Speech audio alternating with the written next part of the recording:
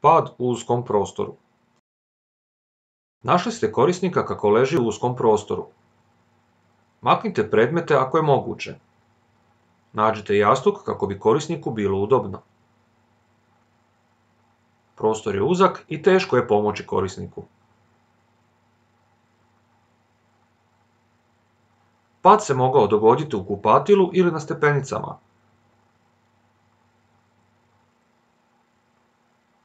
Postavite 2 sloja plahte za transfer.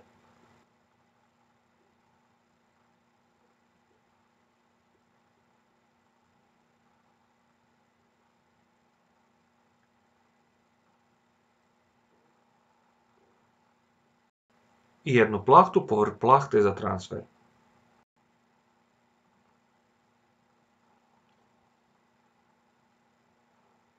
Okrenite korisnika na plahtu i povucite ga u dio gdje ima više prostora kako bi mu pomogli.